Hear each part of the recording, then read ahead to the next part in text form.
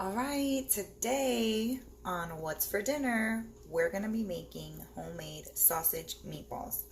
And these are going to be meatballs made with sweet and spicy. I got a mix from my local butcher.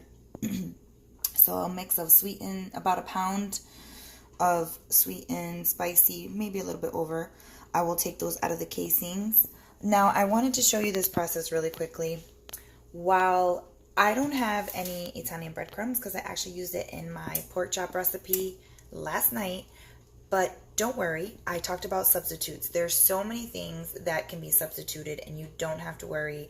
And what do I have to substitute for breadcrumbs? I have buttery crackers. So I need about, oops, dropped some in the bowl.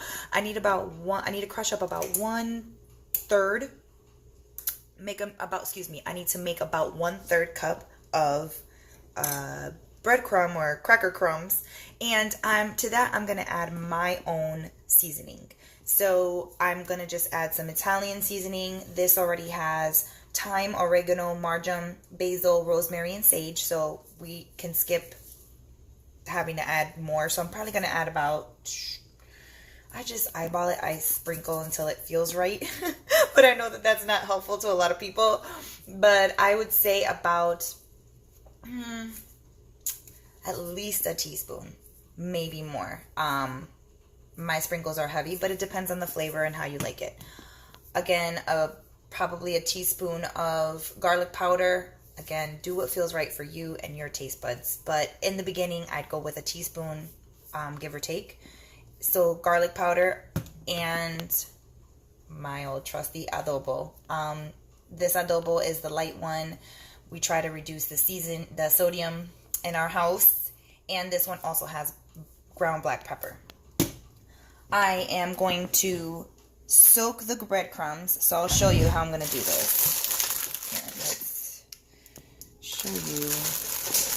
I'm, again, eyeballing it. It's about half the pack, because I know that if I need a little bit more moisture, I can just add more milk. So, and yes, I washed my hands beforehand. So I'm going to crinkle them up, put the camera down, and do this so it's really fine and nice. Make sure that I have about 1/3 of a cup. And I'll show you what I do from there.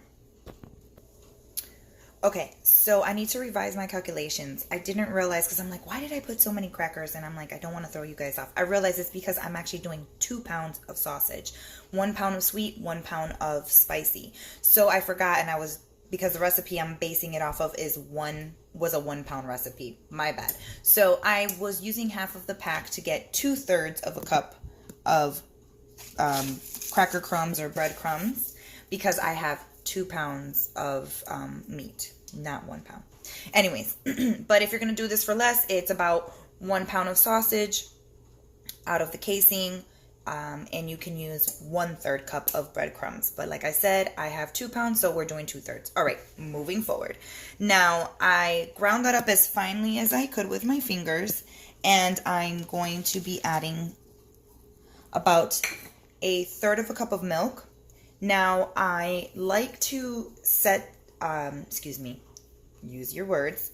I like to pre-do the breadcrumbs so that they can set a little bit, so that I know how much moisture is in there when I'm about to add the meat. That way you avoid having really, really mushy meat and you get an ideal consistency. That's just kind of what I do. Sometimes I have time for it, sometimes I don't. But today, while I have to wash all of these dishes, I thought, let's just get the breadcrumbs going. So right now I'm adding, like I said, at least a teaspoon of garlic powder, but I eyeball it.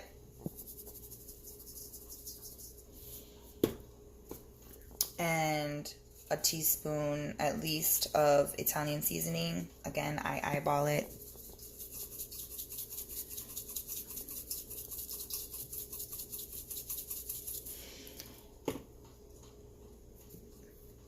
And a teaspoon of, that's my oven that was going off. I was preheating it to 350. You should too. Always try and use a preheated oven because then things start cooking right away at the correct temperature. So I'm preheating my oven for 350 because that's where my meatballs are going to go. And again, I just eyeball my adobo. You can do a teaspoon to start off and then just work your way up. All right, now I will add salt in a minute. I just want to fluff this up and mix it up because we might need, this is how we know how much, do we need more liquid or do we need to put more breadcrumbs?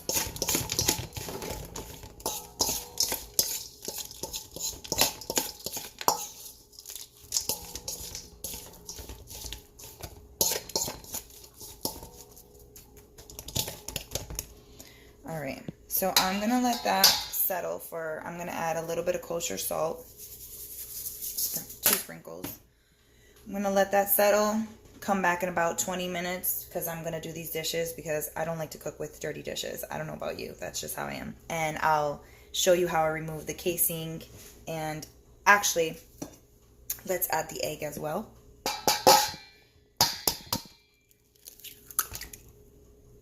Because the egg, look at that, I did it with one hand. Put that in there. Because if this is too mushy, then we add more crackers.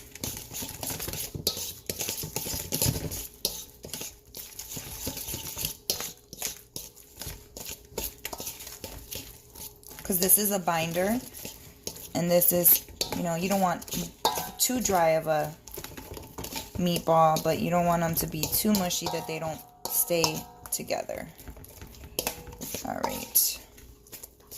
All right, so we'll let that set, and let me do the dishes, and we'll get back to how to take the meat out of the casing. All right, I'm back. I washed the dishes. Now we're gonna take the meat out of the casing. Now it's not pretty. I wear a glove, one glove on when I'm just trying to take this stuff off, and then I'll put on another glove when I'm about to roll them.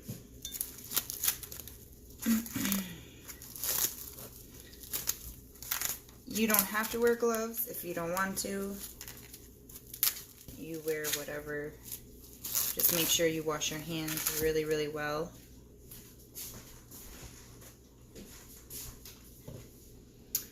Alrighty. Now I'm going to use kitchen scissors, and I definitely disinfect them before I use them and after I use them.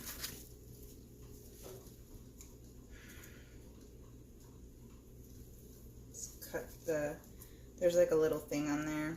Cut that off. Let me put my other glove on, because things about to get dirty, or messy I should say. Alright. Put that one down.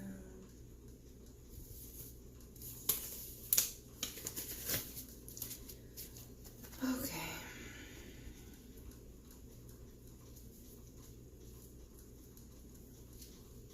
So pretty much once you take that little piece off, the rest of the casing comes off. It's not graceful, but you can always use a knife as well.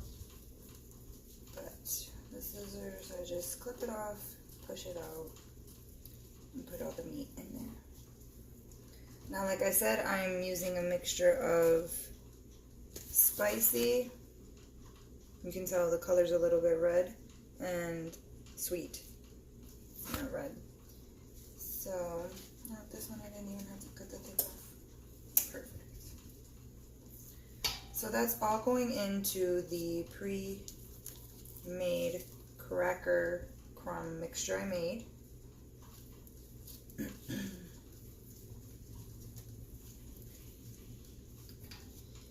Now, a lot of the times I have to make everything from scratch because we have food allergies in our house.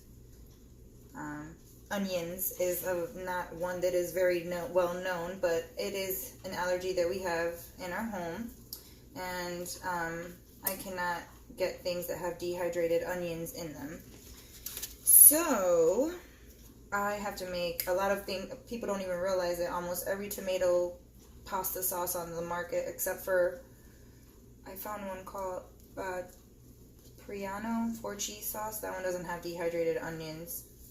But almost everything has dehydrated onions. People don't even realize it.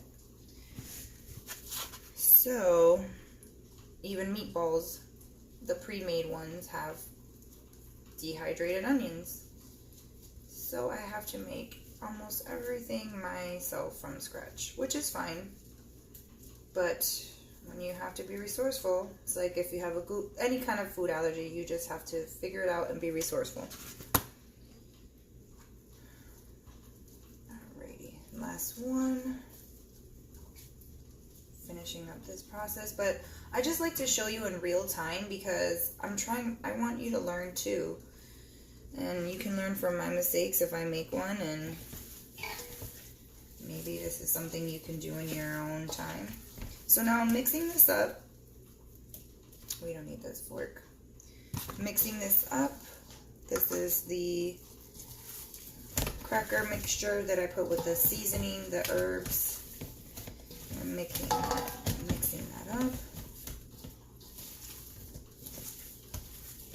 And I had let that set for about 20 minutes while I washed the dishes, just to see, because I don't want it to be too liquidy, and it's good for all the flavors to get to know one another. Have a little conversation, hang out. Now, I want to add Parmesan. Normally I would add Parmesan cheese topping to the cheese to this, but right now I only have Parmesan topping. So I'm gonna go get that, and I'm going to spray my cookie sheet. I'm doing a roasting pan that has the bottom so that the grease can fall through the slats.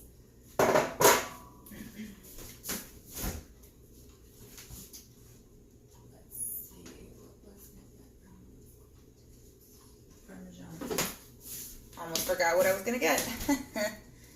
Alright, so I'm gonna put some Parmesan topping in here. It smells amazing. Now I like the flavor, so I go ham. I put a lot. You put whatever you like. Alright, ooh, this looks good. Okay. So I think we are good with the consistency. I don't think that we need more crumbs. I'm gonna roll them and see how they are. I'm spraying the sheet with some olive oil, and we need to get another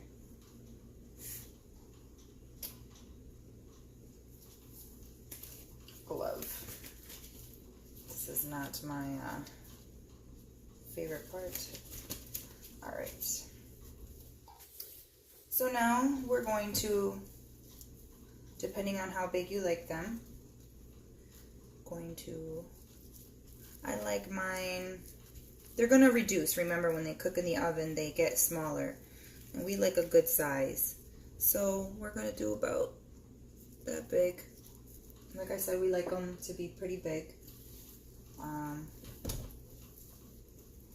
Oh, it smells so good, guys. I wish you could smell this.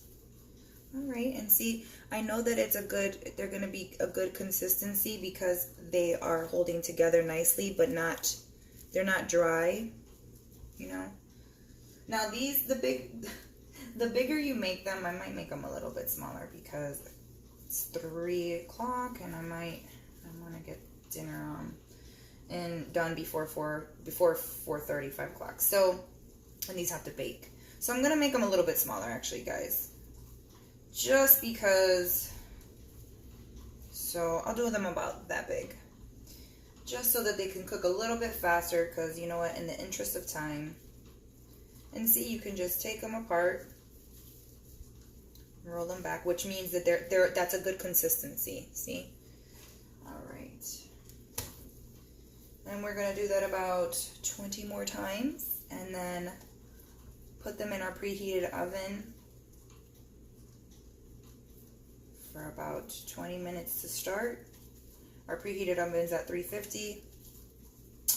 And about 20 minutes, and then check up on them. And finish them off on the stove top with the sauce, okay?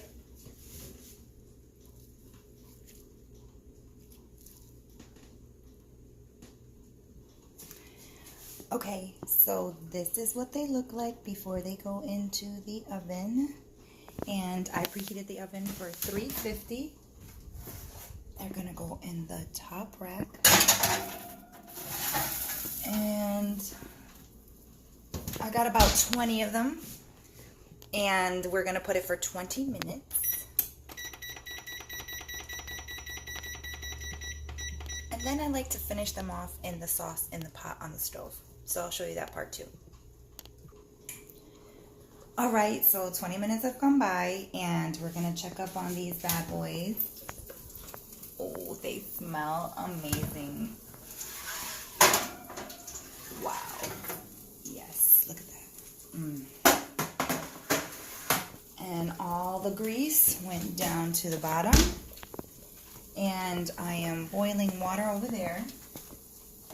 And now I'm going to heat up pre-made sauce in this pot, excuse me, and I'm going to add the meatballs.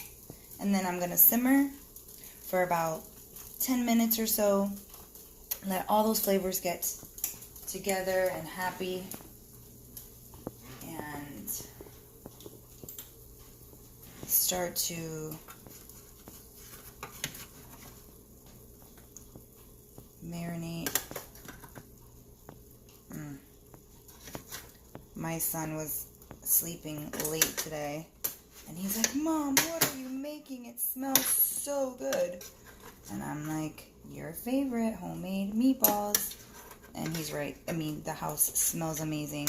It is literally 90 degrees outside, and I really don't want to be, how do you say, baking in the oven and cooking over the stove, but I had already taken out this meat and I had to use it, and you just can't go wrong with a good old fashioned spaghetti and meatballs, homemade spaghetti and meatballs. So I'm gonna put that in there and pile these kids all up in there. Now you can add more sauce if you like. My family doesn't like a lot of sauce, so we don't put a lot of sauce. And you can always add fresh garlic, more salt or seasoning, Italian seasoning. Make them your own. Make this sauce your own. Oops, we've got an escapee. Woo. All right, now put that in there like this. All the kitties are in the pool, like they say. I'm gonna put a little bit of water in here just to get the rest of that out.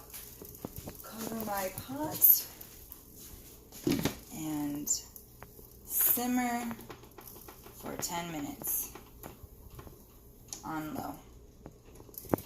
And then I'll show you what it looks like. Also, we're boiling the water for the spaghetti. All right, guys, so here's the finished product. I did the spaghetti. Show you what it looks like on a plate. It smells so good. A couple meatballs.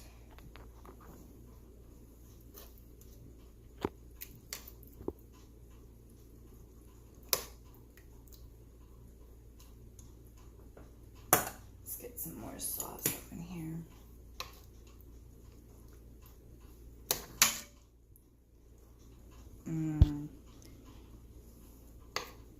I already tried one and they taste amazing.